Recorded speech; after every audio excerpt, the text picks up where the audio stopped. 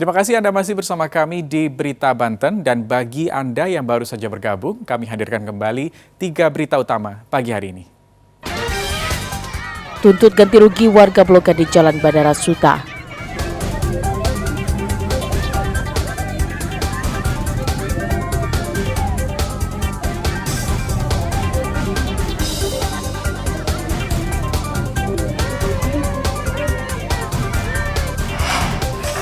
Diguyur hujan, atap kelas SD Negeri 2 Pondok Cabe Udik ambruk.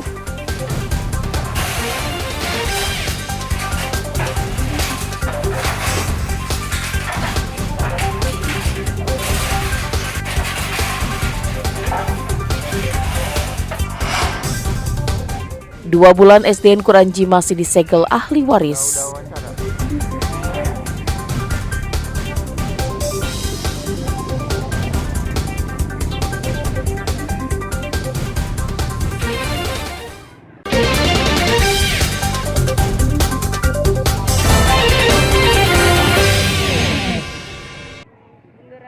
Penyegelan SD Negeri Kuranji sejak 2 bulan lalu di lingkungan Kuranji, Kecamatan Taktakan, Kota Serang oleh ahli waris belum ada titik temu. Pintu utama SDN tersebut masih ditumpuk kayu. Mediasi yang tak kunjung selesai antara ahli waris dan Pemkot Serang membuat masalah berlarut-larut.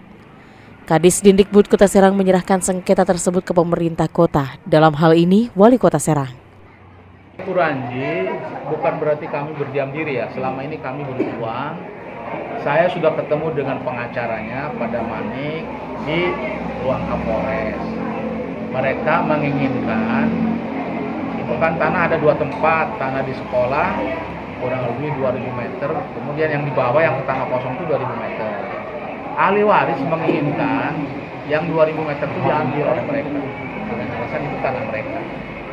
Nah, sementara ketentuan menunjukkan bahwa itu harus melalui persidangan. Jadi tidak bisa diserahkan begitu saja aset itu, harus melalui keputusan pengadilan. Sedangkan Ketua DPRD menginstruksikan permasalahan penyegelan sekolah ini segera diselesaikan. Dan saya tidak setuju dengan adanya penutupannya, pemagaran yang dilakukan oleh sepihak. Tapi ada pembiaran dari pemerintah. Nah, tanda tanya, saya minta pemerintah segera berkoordinasi dengan kepolisian untuk mengembangkan aset negara. Karena sebelum itu ada keputusan pengadilan, itu masih tetap aset negara. Pemkot Serang sendiri sudah membentuk tim mediasi untuk menyelesaikan sengketa tersebut. Ariel Maranus dan Fajri Munawir melaporkan dari Kota Serang. Kabupaten Lebak yang berada di selatan Banten menjadi daya tarik tersendiri bagi wisatawan. Pasalnya di kabupaten ini tempat wisata dan keindahan alam sangat banyak. Bahkan saat ini ada tempat wisata di atas bukit bernama Bukit Wisata Cikujang. Wisata ini berada di atas bukit yang dikelilingi hutan yang masih asri. Udara yang segar dan angin yang membuat mata ingin terpejam menjadi salah satu alasan wisatawan betah di bukit ini. Maka tidak heran jika berkunjung ke sini sedikit malas untuk pulang.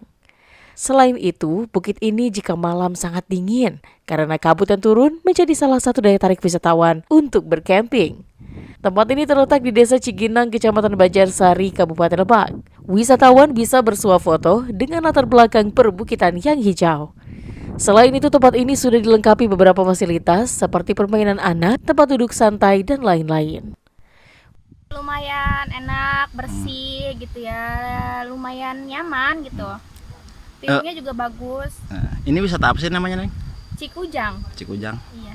Terus sering kesini ya, main kesini ya? Sering. Biasanya sama siapa aja main di sini?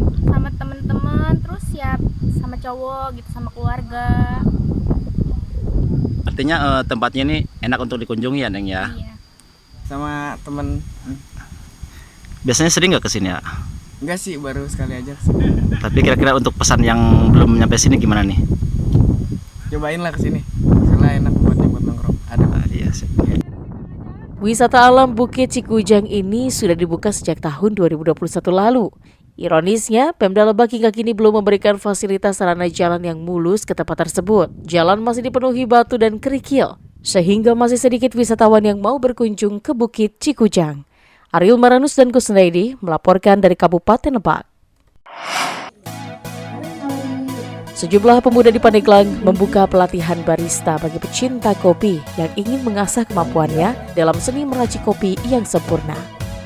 Kegiatan ini diadakan oleh Pusat Pertanian dan Pedesaan atau P4S Citaman Lawang Taji di Aula Wisata Lembur Kula Desa Pasir Petei, Kecamatan Cadasari. Pendapat antusias peserta yang ingin mendalami keahlian meracik kopi. Sejumlah peserta mengaku banyak ilmu yang didalami dengan mengikuti kegiatan ini, terutama cara meracik kopi yang sempurna. Bahkan sejumlah peserta mengaku akan membuka coffee shop dengan barista yang telah mengikuti pelatihan. Kami termotivasi karena sebenarnya potensi kopi di Pandeglang ini sangat luar biasa. Hanya kita terbatas secara keilmuan. Bagaimana caranya untuk dapat mengolah kopi layaknya kopi yang ada di luar. Padahal kopi di Pandeglang itu tidak kalah dengan kopi-kopi yang dari luar negeri. Hanya dengan satu cara, yaitu bagaimana caranya menciptakan barista-barista muda yang siap untuk kerja. Pelatihan mulai dari pemilihan biji kopi yang tepat, teknik penggilingan yang sesuai, hingga proses penyeduhan yang sempurna.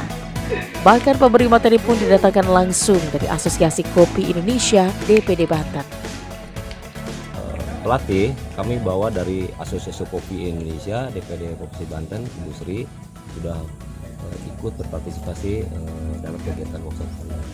Artinya harapan besar ini akan menjadi salah satu penekan angka pengangguran juga, Pak ya? Salah satunya itu kita kegiatan ini menekan angka pengangguran di Pandeglang. Kemudian ini juga batch 1 ini akan ada batch 2 dan seterusnya. Diharapkan kegiatan ini mencetak barista yang bisa menciptakan lapangan kerja baru sehingga bisa menekan angka pengangguran di Provinsi Banten. Karena awal November lalu, Banten yang kembali menjadi sorotan provinsi dengan angka pengangguran tertinggi di Indonesia berdasarkan data survei Angkatan Kerja Nasional atau Sakernas, Badan Pusat Statistik. Banten memiliki 5,97 juta angkatan kerja. Dari jumlah itu 5,52 juta orang masuk kategori bekerja dan sisanya pengangguran terbuka mencapai 7,52%. Ariel Maranus dan Andri Sopyan melaporkan dari Kabupaten Pandeglang. Ya, informasi tadi mengakhiri berita Banten pagi hari ini. Saya Rusdi Maulana mewakili kerabat kerja yang bertugas mengucapkan terima kasih. Selamat pagi dan sampai jumpa. Ini kita bisa lihat ya, ibu baru kali ini pegang teko, baru kali ini mendengarkan.